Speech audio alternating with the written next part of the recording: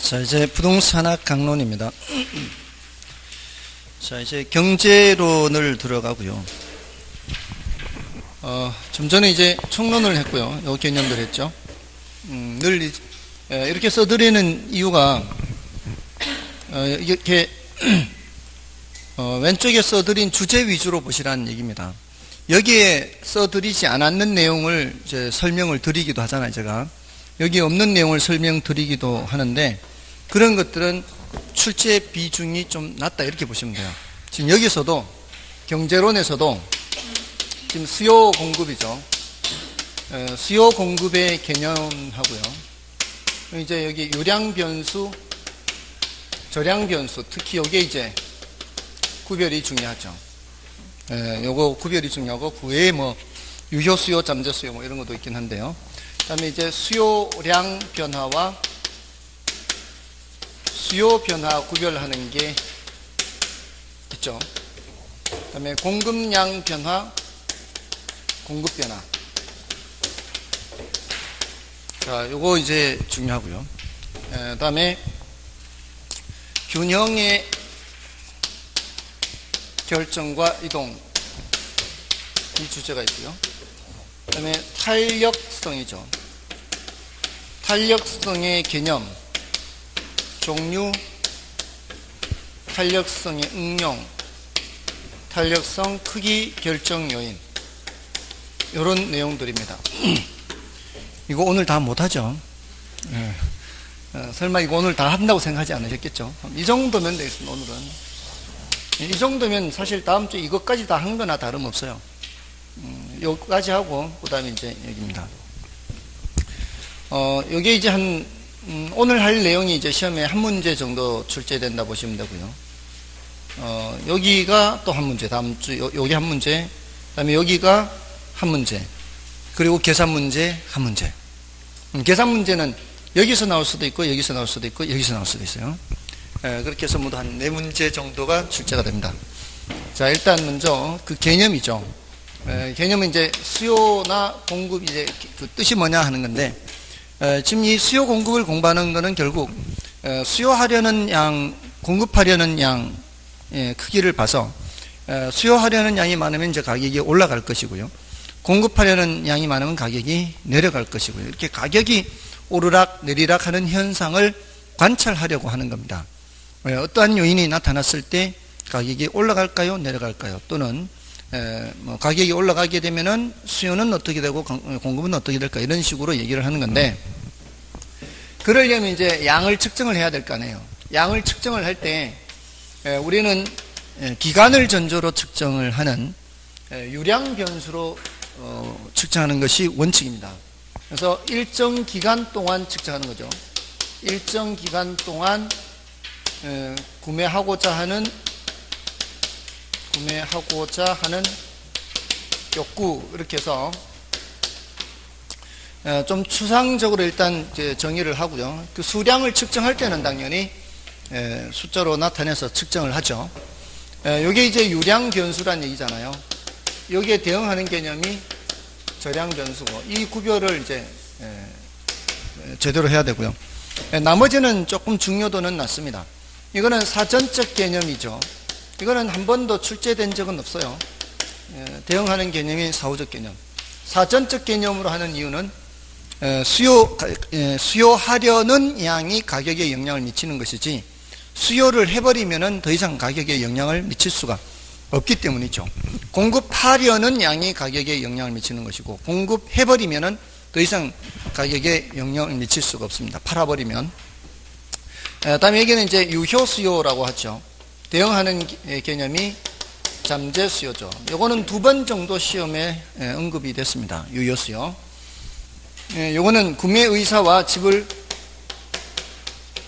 능력이 모두 있으면 유효 수요고요. 구매 의사만 있고 능력이 없으면은 잠재 수요, 이렇게 얘기를 하죠. 여기서 말하는 이 능력은 대출 받는 것도 포함시킨다 그랬어요. 그래서 DTI 규제나 LTV 규제를 하죠. 자, 이럴 때 DTI나 LTV를 올리면 이게 대출을 더 받을 수 있다는 얘기예요? 더 못 받는다는 얘기예요? 더 받을 수 있다는 얘기죠. 한도를 올려준다는 얘기죠. 한도를 올려주면은 이 잠재 수요가 뭐로 바뀔 수도 있어요. 유효 수요로 바뀔 수도 있죠. 그럴 때 이제 이걸 사용을 좀 하기도 합니다. 대부분은 이제 유량 저량인데, 자, 유량 저량을 구별하는 게 그 이제 표에 정리되어 있는데 그 내용 그 정도는 좀 알아두시면 좋겠는데요. 맨 끝에 있는 것들은 그렇게 중요하지는 않습니다. 그러니까 유량 변수, 저량 변수에 의해서 순영업 소득이다, 임대료다, 지대, 신규 주택 생산량, 인구 변동량, 맨 끝에 수입 수출 이런 것도 다 월간 또는 1년간 이렇게 하잖아요. 다 유량 개념이고, 저량 변수는 주택 재고량이다, 순자산이다, 인구, 부동산 가격, 통화량. 자, 통화량이 좀 어렵죠. 근데 이건 중요도가 낮다고요. 통화량은 현금 플러스 예금이에요. 그러면은 좀 이해하기가 쉬워요. 현금 플러스 예금 이렇게 하면. 그러면 이제 현금이나 예금은 어떤 시점을 전제로 측정을 해야 되는 거죠. 근데 이거를 사실은 항목별로 다 암기하려고 하면은 사실 한도 끝도 없을 수가 있어요. 예를 들어서 우리 가유순전후, 가능총소득, 유효총소득, 순영업소득, 세전현금수지, 세후현금수지. 자, 우리 임대료 수입을 이런 식으로 구분을 하면은, 자, 이거 세후현금수지죠. 세후현금수지. 세전수지. 이거 유량 개념일까요? 저량 개념일까요? 이거 유량 개념일까요? 저량 개념일까요? 다 유량이라고요. 여기 있는 거는 다 유량이에요. 소득과 관련되는 거죠. 소득과 관련되는 건 다 유량이에요. 여기 이제 공실 빼죠. 여기에 뭘 빼요? 경비 빼죠. 경비. 여기는 부채 서비스 빼죠. 여기 영업소득세 빼죠. 공실 유량 저량.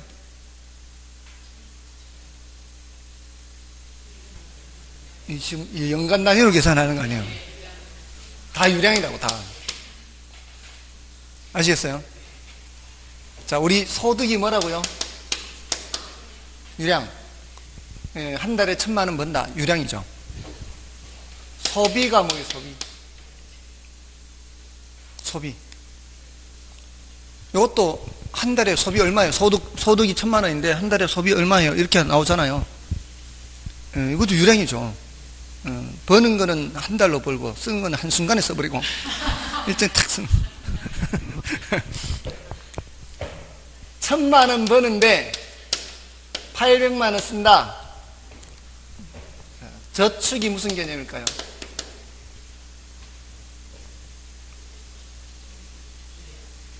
유량. 200만 원 저축한다고요. 저축은 소득에서 소비하고 남는 부분이 저축이죠. 아시겠어요? 지금까지 저축해서 쌓아놓은 잔액은 뭐예요? 잔액은 저량이에요. 쌓아놓은 잔액. 그래서 올 들어서 한 달에 200씩 저축을 해서 지금 쌓아놓은 잔액은 얼마예요? 저량이에요. 그 저량, 예를 들어 4개월간 200씩 800 잔액이다. 그럼 저량이에요. 그거는.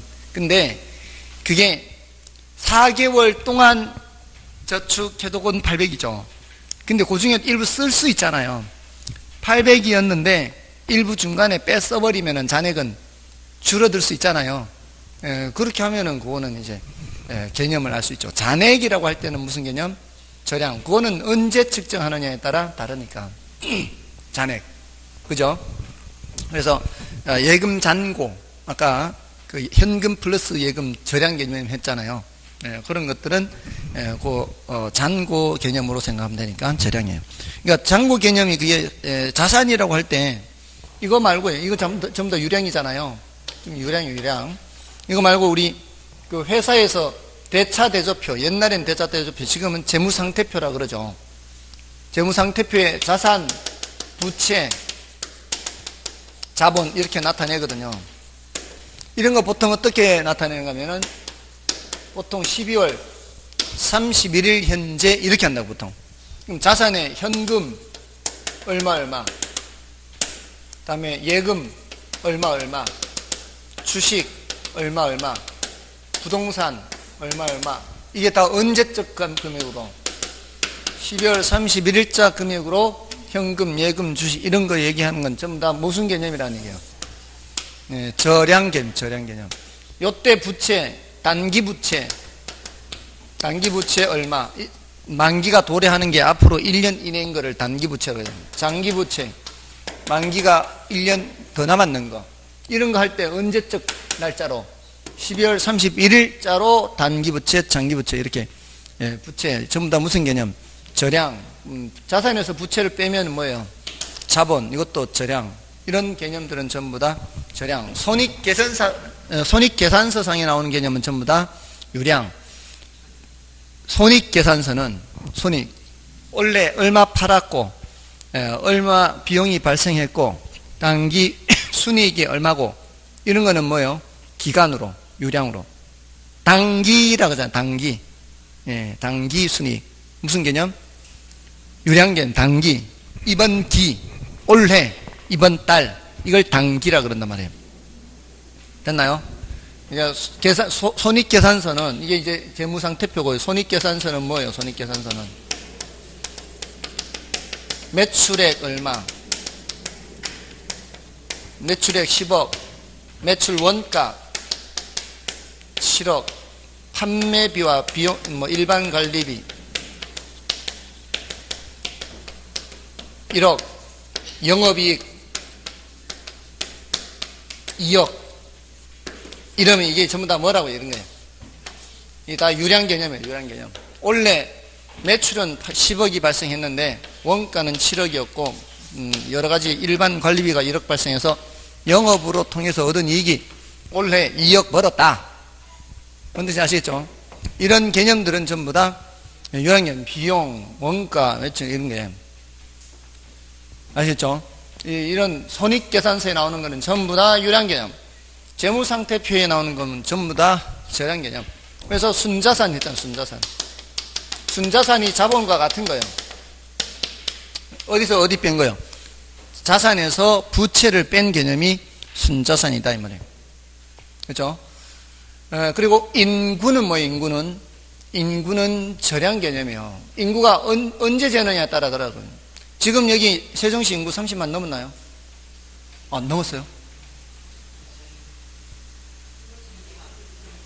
뉴스에 나왔어요. 그러니까 언제 재느냐에 따라 다르다고요. 측정 시점에 따라 30만 넘었을 거예요. 이제 측정 시점에 따라 인구는 다르다고요. 근데 인구 변동량은 뭐예요? 그거는 유량이라고요. 그동안에 몇 명 변했다 이렇게 됐죠? 자, 그래서 그거 비교하시면 되고요. 자, 이거를 우리는 이제 원칙적으로 뭘로 측정해요? 원칙적으로 유량으로 측정하잖아요. 이게 원칙적으로 수요는 유량으로 측정한다고요. 근데 예외적으로 저량으로 이제 측정하기도 해요. 그래서 그 밑에 그 동그라미 2번에 기업과 디귿은 어차피 유량이니까 이거는 이제 우리가 대부분 이렇게 하는데 니은과 리을은 예외적으로 일정 시점에 보유하고자 하는 주택의 수량은 저량 수요고요. 그러니까 일정 시점은 당연히 나와야 되잖아요. 그런데 키워드는 보유하고자죠. 보유하고자. 또는 보유하고자 하는. 또 저량 공급은 뭐예요? 존재하는. 자, 그래서 2017년 1월 1일 현재 1,500만 채의 주택이 있고요. 주택이 있고. 자, 이러면은 요 당시에 저량 공급이 뭐란 얘기예요? 2017년 1일 현재 저량 공급은 1,500만 채라는 얘기예요. 있는 양은 1,500만 채. 이 중에서 100만 채가 공가예요. 이러면은 1,400만 채가 차 있다는 얘기죠. 그러면 저량 수요가 1,400만 채라는 얘기예요. 저량 수요량. 요 당시에 저량 공급량은 얼마? 저량 공급량은 얼마? 1,500만 채고 저량 수요량은 1,400만 채다. 그렇죠? 안 어렵죠? 차 있는 양 생각하면 되는 거예요. 2018년 1월 1일 현재 1600만 채가 있고 2018년 1월 1일 현재 저량 공급량은 얼마? 1600만 채죠. 맞나요? 자, 그러면 2017년 1년 동안 몇 채가 증가했어요? 100만 채가 증가했죠? 그게 바로 뭐예요? 유량 증가량, 유량 증가. 됐나요? 유량으로 순증가했다 그래요, 순증가. 자, 왜 순증가라는 말을 쓰는가 하면은, 30만 채가 철거가 되었다면, 2017년 1년간 유량 공급량은 이렇게 물어요. 1년간 유량 공급량은 몇 채이겠습니까? 130만 채라고 해요. 130만 채. 1년간. 맞잖아요. 30만 채 철거됐는데도 불구하고 100만 채가 늘었으니까 다들 덧셈 뺄셈 할 줄 아시죠? 혹시 의심하시나요 지금? 아니죠? 130만 채 맞죠? 130만 채다. 그래서 순증가란 말씀이에요. 순증가. 순증가는 130을 얘기하는 게 아니잖아요. 철거를 감안해서 증가한 것을 말하는 거죠. 됐나요? 자, 서울시 인구가 1005만에서 995만 명으로 줄었대요. 1년간. 몇만 명 줄었어요? 10만 명 줄었잖아요. 아, 이게 계산이 안 되죠, 이러면. 1005만하고 995 숫자 헷갈리게 얘기하니까. 그게 1년간 줄어든 양이다, 이게. 그게 인구 변동량이에요. 인구 변동량은 유량으로 측정한다, 이 말이에요. 1년간. 그렇죠? 예, 그게 딱 10만 명이 빠져나갔다는 뜻이 아니에요. 빠져나간 사람은 더 많고, 더 많을 수 있는데, 들어온 사람도 있으니까, 순변화의 양이 10만 줄었다, 이 말이죠. 됐죠? 예, 그냥 의심스러워도 넘어가겠습니다. 자, 3번, 주택 서비스 수요, 이런 말들. 4번, 주택 수요와 주택 소요, 이런 말들. 이거는 10분의 1이에요. 그러니까 지문으로 한 번 정도 등장할 그런 내용이, 저기 없는 얘기죠. 그래서 이런 거는, 가볍게 봐주시면 되고요. 주택 서비스 수요 해서, 주택 서비스란 물리적으로 이질적인 주택을 동질적인 상품으로 분석하기 위해 관한 개념으로서 주택이 소유자에게 제공하는 효용이라고 할 수 있습니다. 자, 그게 주택 서비스고요. 그 다음에 주택 수요와 주택 소요가 있죠. 주택 소요라는 것은 필요량으로 생각하시면 돼요. 필요량. 이런 필요량은 누가 판단하는가 하면은 정부가 판단해요. 정책적 관점에서. 주택이, 국민들이 살 수 있는 주택이 얼마나 필요할까. 이런 정책적 개념이고, 주로 무주택 서민을 대상으로 하는 개념이고, 시장에 개입하는 원리가 작동하고, 이렇게 표현을 하고요. 수요는 이제 반대로 경제적 개념이고, 뭐 중산층, 뭐 이런 식으로 생각하면 되겠습니다. 자, 여기까지는 이제 서론이라 볼 수 있고요. 자, 이제, 여기서는 이제 유량저량이 제일 중요하다고요. 개념. 유량저량. 자, 이제 수요량하고 수요 결정 요인이에요. 자, 이제, 요것이 이제 오늘의 마지막 주제입니다.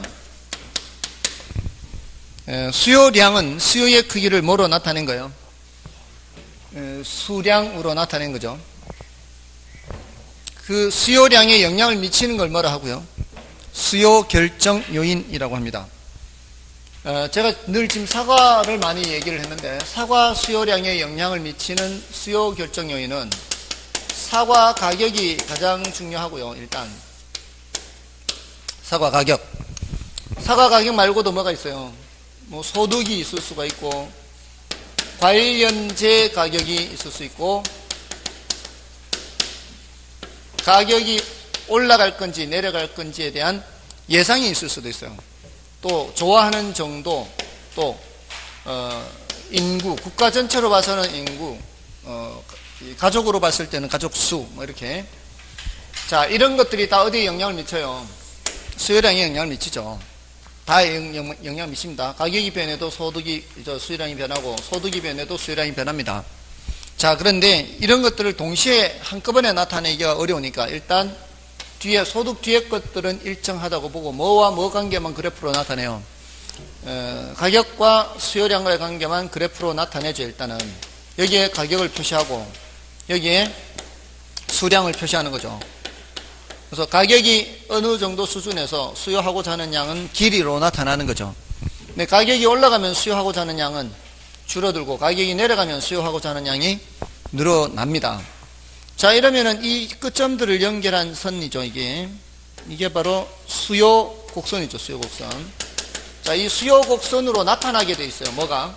가격과 수요량과의 관계가 이렇게 나타나고 있죠. 이렇게 길이가 변하는 거죠. 가격이 하락하면은 이렇게 수요량이 늘어나고, 가격이 상승하면 수요량이 줄어드는 게 나타납니다. 이걸 이제 수요 법칙이라 그래요. 이게 반대로 움직이는 이 관계를 수요 법칙이라 하는데, 아직 얘네들은 표시가 안 돼 있잖아요. 지금 얘네들도 표시를 하고 싶은 거예요. 우리는 얘네들이 변해서 수요하고자 하는 양이 변하는 걸 표시하고 싶은데, 지금 여기에는 일단 뭐하고 뭐만 나타나 있어요? 가격과 수요량만 나타나 있잖아요. 자, 이제 다른 거를 표시하는데, 소득이 증가한다. 예를 들어서 소득이 증가하면 같은 가격이라도 수요하고자 하는 양이 더 많아지지 않겠냐 이 말이에요. 이 가격에서도 소득이 증가하기 전과 증가한 후는 수요량이 다를 거 아니냐, 이렇게. 여기서도 마찬가지죠. 소득이 증가하기 전에 수요량은 이만큼인데, 이 가격에서 소득이 증가하면 더 늘어날 거 아니냐 해서, 소득이 늘어날 때는 이 끝점이 바뀌잖아요. 이렇게 끝점이 바뀐 거를 연결해서 그으면 이거는 소득이 증가했을 때의 수요 곡선, 이렇게 된단 말이에요. 이와 마찬가지로 인구, 가족수라든가 뭐 좋아하는 정도, 나머지 것들도 변하게 되면 이 말이에요. 뒤에 있는 것들은 얘네들이 변하면은 새로 수요 곡선이 그려져야 돼요. 그러니까 가장 중요한 차이가, 얘가 변할 때에는 새로 수요 곡선을 그리는 게 아니라 같은 수요 곡선상의 이 점의 변화로 나타나는데, 가격이 변할 땐 소득이나 다른 게 변하면 서로 이 수요 곡선을 그려서 나타내야 된다는 거죠. 이게 이제 오른쪽에 그려지든 왼쪽에 그려지든 얘네들은 다 수요 곡선을 새로 그려야 된다는 거. 이게 바로 아주 중요한 차이죠. 요놈하고 요놈. 그래서 이걸 뭐라 그래요? 수요 량 변화 또 수요 변화, 이렇게 구별하잖아요. 수요량 변화는 뭐가 변하는 거고, 그 제와의 가격이 변하는 거고, 수요 변화는 그 제와의 가격 외의 요인이 변하는 거, 가격 외의 요인. 근데 얘는 같은 수요 곡선상의 점의 이동, 점의 변화라고 하고, 여기는 선의 이동, 이렇게 얘기를 하잖아요. 근데 이제 오른쪽으로 이동하는지 증가, 왼쪽으로 이동하는지 감소, 이걸 알아야 되죠. 여기서는 어렵지 않죠. 오른쪽으로 이동하는 거 증가, 왼쪽으로 이동하는 거는 감소, 똑같은데 이렇게 이동하면은 오른쪽으로 이동한다고 보는 거죠. 이 점이 오른쪽으로 이동하는 거죠. 아래로 내려오기도 하지만 좌우로만 보면 이거는 뭐예요? 수요량 증가, 이렇게 하면 수요량 감소, 이렇게 늘어나면은 수요 증가, 이렇게 하면은 수요 감소죠. 자, 이 개념 구분은 그렇게 됐는데, 이제 그 다음 단계가 뭐예요?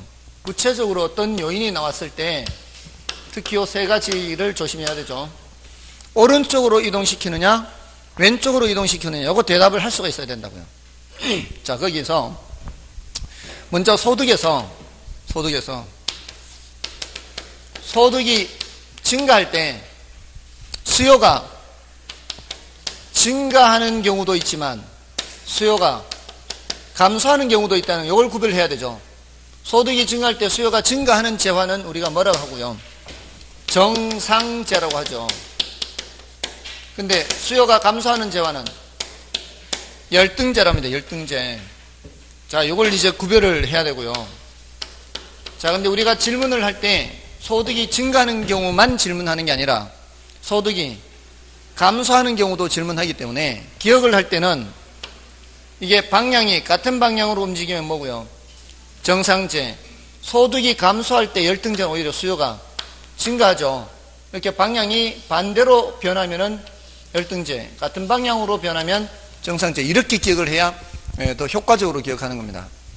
자, 근데 관련제가 좀 더 어렵죠. 이 관련제에는 뭐가 있어요? 대체제와 보완제가 있거든요. 이 대체제 가격이 올라가면, 자, 이때 대가비라고 지난 순환에 말씀드렸는데요. 대체제 가격이 올라가면은 일단 요거는 건너뛰고 요거 지워도 되겠죠? 건너뛰고 내가 살펴보는 대상제와 수요를 보는 거죠. 대체제가 어떤 거예요? 대체제는 어떤 걸 하나를 선택하면은 다른 하나를 선택하지 않는 관계죠. 그러니까 뭐 커피나 홍차 뭐 이런 거, 녹차, 커피 마실래요? 녹차 마실래요? 하면은 커피도 주세요, 녹차도 주세요. 이런 사람은 거의 없잖아요. 대부분은 하나를 선택하는 거잖아요. 그러면은 어떤 재화의 가격이 올라가면 올라간 그놈은 수요량을 줄입니다. 그러면서 다른 재화, 이건 다른 재화를 보는 거죠. 다른 재화 수요가 증가하거든요. 근데 우리는 요 결론을 봐야 된다는 거예요. 결론. 요 대상재화 수요. 그러니까 대체제 가격이 변하는 방향과 대상재화 수요 변하는 방향이 같은 방향이에요. 이건 대가비 이렇게 해서 기억하시라 그랬어요. 대가비. 자, 근데 보완제는 그게 아니라 반대죠. 반대. 보완제 가격이 올라가면 이 말이에요. 이거는 보완제라는 거는 뭐 커피와 뭐 설탕 같은 거, 예를 들어서 이게 설탕 수요를 보는 거, 우리는 커피 가격이 올라가면 이 말이에요. 커피 가격이 올라가면은 커피 수요가 줄어들면서, 커피 수요량이 줄면서 설탕 수요도 줄어들죠. 이렇게 된다는 거죠. 이 방향이 어떻게 움직여요? 여기하고 반대잖아요. 그래서 보가 반 이렇게 기억하라 그랬어요. 대가비, 보가 반. 그죠? 자, 요것만 헷갈리지 않으면 어렵지 않아요. 대가비 해서 이렇게 같은 방향. 근데 조심해야 되는 게, 우리가 지금 대가비, 보가 반, 여기 가격일 대로 외우고 있어요, 지금. 이걸. 근데 질문을 수요로 질문한단 말이에요, 가끔. 대체제 수요가 줄어들면 이렇게. 지금 대체제 가격이 올라가니까 대체제 수요가 줄잖아요. 대체제 수요가 줄면서 대상자 수요가 늘어나는 거 아니에요. 이렇게 묻는다고, 이렇게. 대가비로 외우고 있는데 문제에서 대체제 수요로 묻는다고요. 그럴 때는 방향을 반대로 한번 돌려줘야 돼, 또. 아시겠죠? 문제에서 대체제 가격이, 눈 뜨시고 일단. 지금 심각한 상황이에요. 문제에서 대체제 가격이 올라간다 그러면 어떻게 해요? 대가 올라간다. 내가 그린 재화 수요 증가한다. 대가 B라고요. B. 근데 문제에서 대체제 수요가 줄어든다. 이러면 대수로 나왔잖아요. 이때는 반대로 하라고요. 반대로. 이 방향은 대수반이라고. 대수반. 내가 뭐로 외우고 있는 상황이 지금 대가비로 외우고 있는 상황이죠. 근데 문제에서 대체제 수요 얘기가 나오면 대수 반대로 돌리라 이 말이에요. 아시겠죠? 요거를 꼭 기억하셔야 돼요. 대부분은 뭐로 물어요? 대부분 대체제 가격으로. 이걸 물어요. 이렇게. 대부분 여기에서 이렇게 묻는다고요. 근데 가끔 요거 이렇게 나온다고. 요거 중간에 거. 아시겠죠? 요거 조심하시면 돼요. 그러니까 뭐를 확실하게 기억하고 계시면 되는 거예요. 대가비를 확실하게 기억해 놓고, 이제 가격이 아니라 수요가 나올 수도 있다를 이제 주의해서 이거 화살표를 같은 방향이냐 반대 방향에 하면 되는 거예요. 됐죠? 자, 요게 되면은 요거까지 된 거예요. 그 다음에 이제 요거 조심하면 돼요. 가격이 상승하면은 수요량을 줄여요, 늘려요? 수요량을 줄이잖아요. 가격이 올라가니까 이제 수요량을 줄이는 거예요. 근데 가격이 올라갈 거라고 예상을 해버리면은 행동이 달라집니다. 지금 가격이 변한 거 아니에요. 지금 가격이 변한 게 아니고 지금 사러 왔는데 이만큼 사려고 하는데 이 말이에요. 가격이 이만큼이면 이만큼 사려고 하는 거죠. 근데 가격이 올라가면은 덜 사는 거죠. 근데 지금 이만큼 사려고 왔는데 다음에 가격이 올라갈 거래요. 그러면 어떻게? 더 사는 거죠. 예, 그럴 때는 가격이 변한 거 아니잖아요. 가격이 안 변했는데 지금 행동이 바뀌었잖아요. 눈 뜨시고요. 가격이 안 변했는데 지금 행동이 바뀐 거는 가격 외에 얘가 바뀐 거예요. 얘가. 같은 사과 가격이라 해도 그럴 때는 새로 수요 곡선을 그려서 나타내야 된다 이 말이에요. 가격이 변한 게 아니기 때문에. 지금 가격은 변했어요, 안 변했어요? 안 변했다고요. 가격은 안 변했는데 앞으로 올라갈 것 같다 하니까 이제 더 사는 거예요. 됐나요? 자, 여기까지가 되면 일단 통과예요, 통과. 이거보다 더 어려운 거 나오는 건 없어요. 이거보다 있기는 있다. 근데 그거는 중요도가 낮아요. 난이도는 높고요. 하지 말까요? 이거 한 번은 해야 되는데 전체 중에서 한 번은 해야 되는데 왜냐하면 시험에 두 번 나오기는 했어요. 근데 이제 개념인데, 자, 일단 여기까지 뭘 했는가 하면은 수요량 변화, 수요 변화 구별했잖아요. 일단 수요량 변화, 수요 변화 구별하고 수요 변화 중에서 오른쪽으로 이동하느냐 왼쪽으로 이동하느냐를 이제 경우에 따라서 했어요.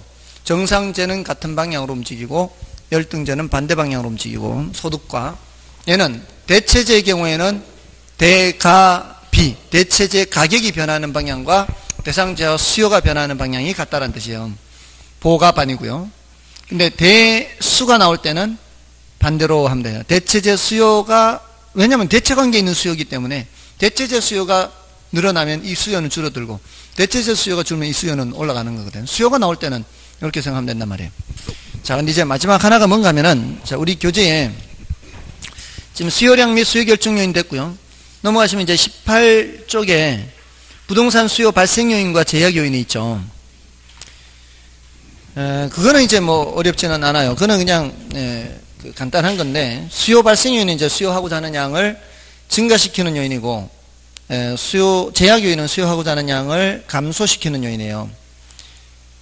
근데 그 수요 발생 요인에서는 뭐를 조심하시면 되는가 하면은, 사람들이 많이 헷갈려 하는 게 공공시설의 용지 확보예요. 맨 끝에. 공공시설의 용지를 확보하는 거는 누가 하는 거예요?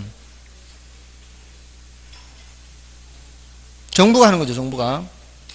용지를 확보한다는 거는 산다는 거예요, 판다는 거예요? 산다는 거잖아요. 예, 이건 수요 발생 요인이에요. 그 다음에 수요 제약 요인에서 헷갈려 하는 게 유사 부동산 과잉 공급, 대체 투자 대상 호경기, 요 두 가지. 유사 부동산이라는 얘기는 대상 부동산이 있다라는 얘기예요. 그러니까 대상 부동산을 함께 머릿속에 염두에 두고 있어야 돼요. 그러니까 비슷한 부동산이 과잉 공급됐다면 대상 부동산에 대한 수요는 어떻게 제약되겠죠. 그 얘기고요. 그 다음에 대체 투자 대상의 호경기예요. 대체 투자 대상이 뭐가 있어요? 주식이나 이런 거는. 예전에 그랬습니다. 1980년대, 90년대 과거를 돌이켜보면 부동산 시장이 좋을 때는요, 주식 시장에서 돈이 나와가지고 부동산 시장 쪽으로 와요. 또 주식 시장이 괜찮으면 부동산 시장에서 돈이 나와서 또 주식 시장으로 가요. 이게 대체 투자 대상이 저쪽이 경기가 좋으면 돈이 나와서 이쪽은 안 좋게 되는 거죠. 돈이 나와서 저쪽으로 하니까. 됐나요? 자, 그렇게 보시면 되고요. 그 다음에 그 밑에 이제 수요 곡선 및 특징해서, 수요 곡선은 지금 여기 나타냈죠. 이거고요. 그 다음에 그 특징은 일반적으로 우하향 형태죠. 일반적으로 우하향 형태이며 예외적으로 수평이나 수직, 우상향하기도 해요. 수평이나 수직은 그래도 중요해요. 이제 다음에 할 거고요. 다음 주에. 우상향은 중요도가 높지는 않아요. 이게 이런 예외적인 경우가 있다는 거죠. 가격이 올라가는데 더 사는 거예요. 가격이 올라가는데 더 사요. 바보 아니에요? 어떤 경우일까요? 그 밑에 예외적인 이게 베블렌 효과 괄호 속에 있어요. 기펜제 이 두 가지인데, 베블렌 효과 기펜, 베블렌 이거는 한 번 정도만 이렇게 말씀드리고 마는 거예요. 베블렌, 기펜제 이렇게. 10만 원 했을 때는 안 사다가 100만 원 하니까 사. 과시효과예요, 과시효과. 나 이런 거 쓴다, 이런 사람들. 배부른 효과라고 볼 수도 있고요. 그렇잖아요. 예전에 그 연예인이 홍콩에 가서 가짜 시계를 뭐 1억 주고 사왔다든가, 뭐 100만 원짜리를, 100만 원도 비싼 건데, 그걸 뭐 1억에 주고, 물론 이런 명품 이런 거 있잖아요. 이런 것들은 어떤 허영심에 이제 허영심을 노리는 거죠. 그런 장사꾼들이. 그런 효과고요. 그럴 수 있습니다. 이게 모든 사람이 그렇지는 않는 거예요. 근데 이거는 상당히 많이 발견되기도 해요. 기펜이라는, 이거 다 사람 이름이에요. 베블레인이라는 사람이고, 기펜이라는 사람이에요. 기펜이라는 사람이 관찰한 건데, 1900년대, 19세기, 1800년대 말 후반, 유럽에 엄청난 대기근이 있었습니다. 그 감자에 무슨 병이 돌아가지고, 감자 작황량이 3분의 1로 줄었는가? 하여튼 엄청나게 줄었어요. 그랬을 때 나타난 현상인데, 예를 들어 우리나라의 경우도요, 어떤 사람이 쌀 2말, 보리 1말, 3말은 먹어야 살 수 있는 상황이에요. 근데 이게 소득이 5만 원인 사람이 쌀 1말당 2만 원이고요. 보리 1말당 10,000원이에요.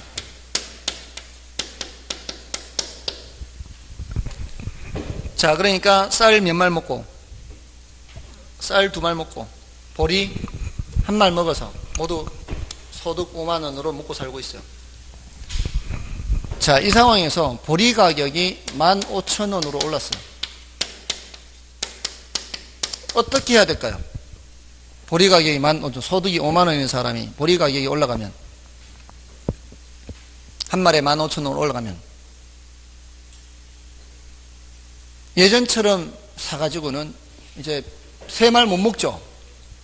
예전처럼 이거 사 먹으면 돈이 모자라서 3말 못 먹어요. 그럼 어떻게 해야 될까요? 쌀 1말에 보리 2말 먹어야 되지 않나요? 그래야 3말 먹을 거 아니에요. 아니요 말고요. 굶든가.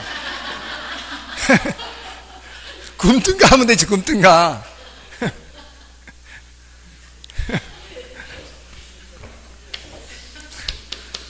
지금 가격이 어떻게 됐어요? 올라갔는데 보리 수요가 어떻게 됐어요? 늘었잖아요. 지금 가격이 10,000원에서 15,000원 올랐는데 보리 수요가 지금 늘었잖아요. 바로 이런 경우라고. 이런 경우 충분히 생각할 수 있죠. 네, 충분히 이런 거를 기펜제라 그래요. 기펜제. 그러니까 올라가도 쌀보다는 싸거든요. 올라가도 쌀보다는 싸기 때문에 쌀을 예전처럼 못 먹는 거예요. 이걸 더 먹어야지. 그러니까 서양에서도 감자를 많이 먹는단 말이에요. 근데 작황이 안 좋으니까 감자 가격이 올라갔지만 그것보다 더 좋은 식품의 가격보다는 싼 거죠. 그러니까 감자를 더 먹어야만 되는 상황이 되는 거죠. 됐나요? 여러분들 그 밀레의 만종이라는 그 그림 아십니까? 어떤 모습이죠? 기도하는 모습. 굉장히 평화롭게. 어떤 저녁 노을이 지면서. 거기 뭐가 있죠? 바구니에? 감자가 있지 않던가요? 바구니에? 감자를 수확해서 이렇게 수확하고 이렇게, 그게요, 사실은 원래 감자가 아니었다고 하는 얘기도 있어요. 죽은 아이. 대기근 때. 그 아일랜드 인구의 3분의 1인가가 죽었어요. 엄청나게 많이 죽었어요. 그래서 그 당시에 이 미국으로 건너가는 그런 사람도 많았어요. 그래, 그 당시에. 아일랜드 사람들 미국으로 많이 건너갔어요. 그러니까 대기근 때 아이 죽은 걸 묻기 전에 기도하는 그런 모습. 너무 참혹한 그림이라고 해서 바꿨다는 말도 있어요. 아무튼 그 그림에도 다 사연이 있는 거죠. 제가 제일 잘 모르는 게 그림 쪽인데, 그런 얘기 들어보니까, 그림도 이제 보니까 재밌어요. 그런 얘기 들으면서 이렇게 그림 보니까. 아무튼 그 기펜제. 그 기펜제나 베블렌 효과는 가격이 올라갈 때 수요량이 늘어날 수도 있는데, 이거는 거의 이제 뭐 거의 경제학 얘기이기 때문에 그냥 잠깐 이렇게 하고 있는. 대부분은 이제 이거 수평 수직은 중요하니까 기억하고 있어야 돼요. 다음에 그 밑에 시장 수요 곡선 있죠. 그거는 이제 개별 수요 곡선을 수평합해서 구하고요.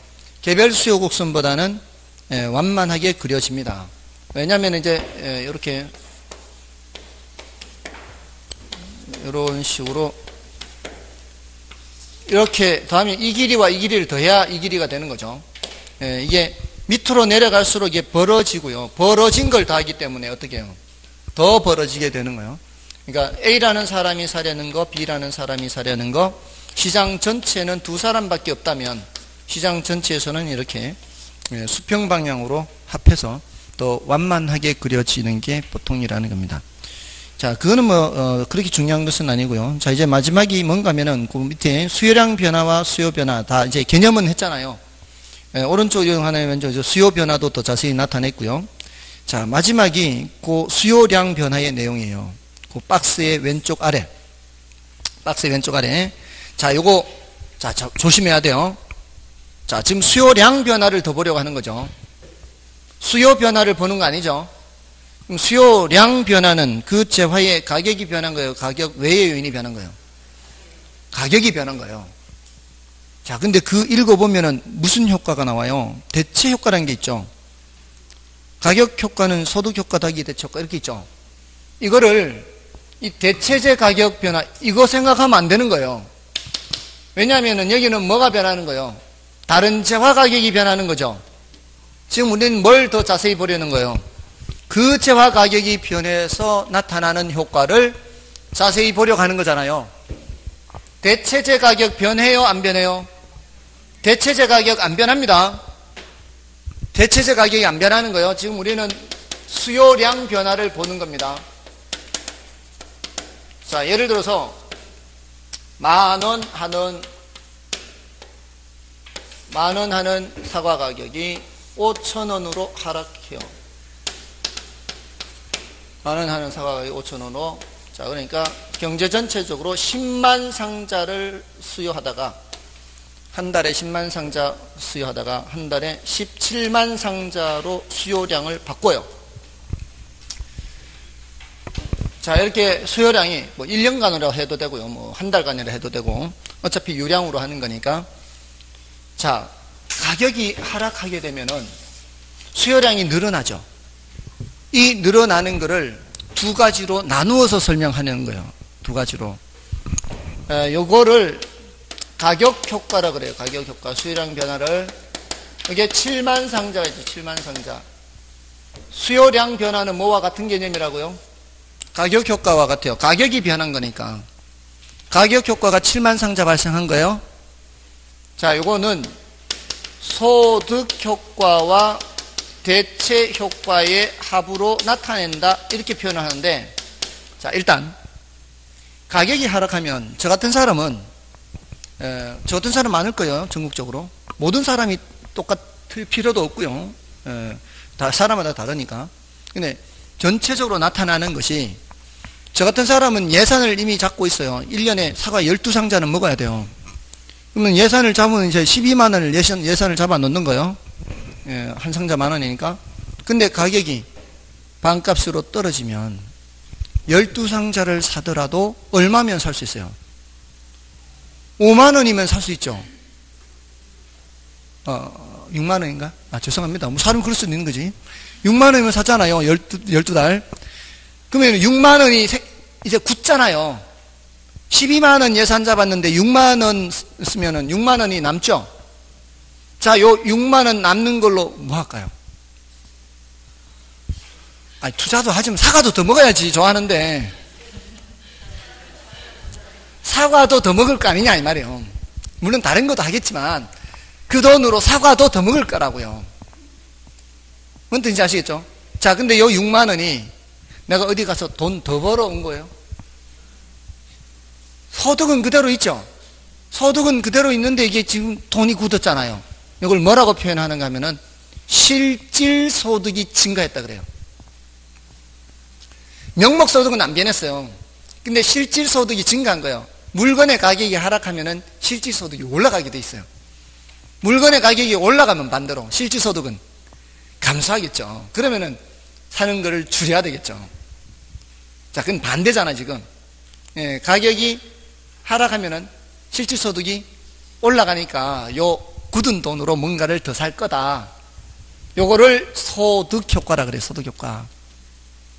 자, 그럼 또 하나가 뭐가 있냐. 자, 저는 원래 사과를 좋아하지만, 사과를 그렇게 좋아하지는 않아도, 그래도 다른 과일도 먹고 하는 사람이, 귤 가격은 변함이 없는데, 귤 가격은 그대로 있어요. 아까 다른 재화 가격 변한다 그랬어요? 안 변한다 그랬어요? 안 변한다 그랬죠? 다른 재화 가격은 안 변했는데, 지금 이게 많이 싸졌잖아요. 그러면 다른 재화 소비하던 사람 입장에서는 괜히 비싼 거 먹는 것 같아요. 이건 반값인데. 그러면은 어느 쪽으로도 올 수 있는 거예요? 사과 쪽으로도 올 수 있는 거죠. 뭐 먹던 사람이, 귤 먹던 사람이 이쪽으로 온다는 거죠. 귤 가격 변했어요? 안 변했어요? 안 변해도 상대적으로 더 비싸졌다 그래요. 그럼 누가 상대적으로 싸진 거고? 사과가 하락한 얘는 상대적으로 싸진 거고, 절대적으로도 하락했지만 상대적으로 하락했다 그래요. 왜냐하면 하락했는 상태에서도 다른 것보다 비쌀 수 있거든요. 뭘 예를 들면 될까요? 여러분들 송이 좋아하세요? 송이버섯? 새송이 말고 그냥 송이. 1kg에 얼마예요 그거? 시가. 비쌀 때는 100만 원까지 들어갈 수 있어요. 보통 한 2, 30만 원 해요. 2, 30만 원, 3, 40만 원. 근데 이거를 제가 들어보니까 이거를 1년에 한 10kg는 예산 잡아 놓는다더라고. 좀 사는 집인가 봐. 1년에 10kg는 예산 잡는데요. 그러면 한 300만 원, 30만 원 하면 300만 원은 송이값으로 따로 이렇게 미리 예산을 잡아 놓는 거예요. 자, 근데 이 송이값이 3년 전인가 4년 전인가 좀 하품이긴 해요. 이렇게 부러지거나 뭐 이런 거. 하품인데 먹는 건 지장 없잖아요. 그냥 집에서 먹는 거. 3만 원. 하품 1kg에 3만 원. 어떻습니까? 눈 뒤집히죠. 저 같은 사람은. 이때 아니면 못 사 먹는 거지. 이게 아무리 싸도요 3만 원 해도 표고버섯 상품보다 비싸요. 표고버섯 상품이 25,000원 이런단 말이에요. 2만 원, 25,000원. 근데 그거보다도 더 비싸잖아요. 그렇지만 상대적으로는 엄청나게 하락한 거예요. 상대적으로는. 뭔 뜻인지 아시겠죠? 자, 가격이 하락했을 때 하락한 놈은 무조건 상대적으로는 가격 하락했다 그래야 돼요. 저쪽 놈은 안 변했잖아요. 쟤는 상대적으로 비싸진 거예요. 표고 가격은 상대적으로 올라간 거예요. 그 당시에는. 그러니까 표고 안 먹고 송이 먹는 거지, 송이. 뭔 뜻인지 아시겠죠? 자, 그래서 다른 거 먹던 수요도 이쪽으로 오는 거예요. 요건 무슨 효과? 대체 효과예요. 다른 재화 가격이 안 변했으니까 오해하지 마시라고요. 이걸 제일 헷갈려 하는 게 뭔가 하면은 대체재 가격 나오는데 왜 그러냐. 이거하고는 전혀 관계없는 거예요. 이거는 수요 변화에서 하는 얘기고, 수요 곡선을 오른쪽으로 이용시키느냐 왼쪽으로 이용시키느냐 이 얘기하는 거고, 여기서는 수요량 변화 요만큼 7만 중에 일부는 소득효과고 일부는 대체효과다. 요걸 나누어서 설명하는 거예요. 수요량 변화를. 아시겠죠? 됐나요? 자, 그럼 어떻게 구별하면 되는가 하면은, 요 놈은 소득효과는 반드시 무슨 단어가 나와야 되는가 하면은, 얘는 실질소득, 요런 말이 나와야 돼요. 실질소득. 실질소득 변화 효과고요. 요거는 뭔 표현이 나와야 되는가 하면 상대란 말이에요. 상대 가격, 상대적으로 또는 상대 가격, 실질적으로 실질소득 이런 말이 나오면은 소득효과, 상대적으로 상대 가격 이런 말이 나오면은 대체효과예요. 이게 아주 극명하게 나타났던, 우리 부동산 쪽에서 극명하게 나타났던 때가 언제 있었는가 하면은 1980년대 후반 1990년대 초반에 그런 일이 나타났어요. 1980년대까지만 해도 그 당시에 어른들의 생각은 결혼해서 집장만이 제일 목표였어요. 제일 우선 목표, 집장만. 그렇지 않나요? 옛날 사람들. 근데 집장만이 제일 우선 목표인데 80년대 후반에 엄청난 속도로 부동산 가격이, 주택 가격이 올라갔어요. 주택 가격이 올라가는 속도가 돈 모으는 속도보다 집 가격 올라가는 속도가 더 빠른 거예요. 그러니까 돈 모아 집 사는 게 이제 힘들어지는 거예요, 점점. 자, 그러니까 어떻게 가격이 올라가니까 이 말이에요. 주택 가격이 올라가니까 실질 소득은 줄어드는 거죠. 그러니까 집을 그래서 못 사는 게 한 가지. 또 이게 많이 올라가 보니까 상대적으로 다른 게 싸 보이는 거죠. 이런 식으로 가다가는 차라리 다른 것도 지금까지는 막 안 먹고 안 입고 이렇게 해서 모았는데 이러다가 다른 것도 이제 막 다른 게 더 싸 보이니까 이제 이게 많이 올라가니까 차를 사는 거죠. 차를. 그때 이제 마침 프라이드 나오고 이렇게 이 소형차 나오고 하니까 그 차를 사는 거예요. 차를 사니까 이걸 더 못 사는 거지. 그 두 가지 다른 쪽으로 가니까 더 안 사는 거죠. 자, 그러니까 이걸 임대시장으로 한번 해보세요. 임대시장. 임대료가 올라가면 어떻게 해요? 임대료가 올라가면은 실질 소득이 줄어드니까 줄이는 게 있고, 임대료가 올라가면은 다른 재화 가격은 상대적으로 싸지니까 그걸 더 소비하니까 또 못 사는 거예요. 맞죠? 그래서 수요가 줄어드는 거예요. 됐나요? 하나는 무슨 효과? 하나는 소득 효과, 하나는 대체 효과. 이렇게 요걸로 설명한다. 됐죠? 자, 요거 조금 어렵긴 한데 요거 알면은 그래도 지문에서 이런 어려운 지문을 알면은 다른 지문을 판단하기가 쉬우니까요. 오늘은 여기까지입니다. 오늘 여기까지. 다음 주에는 요거 조금 더 보완해서 복습을 하고요. 그 다음에 이제 공급은 뭐 거의 수요나 거의 다름없어요. 그래서 바로 넘어가시고 바로 이제 이쪽으로 들어가면 돼요. 균형의 결정과 이동. 그 다음에 이제 탄력성 들어가면 되겠습니다. 됐나요? 자, 오늘은 여기까지 하겠습니다. 수고하셨습니다. 감사합니다.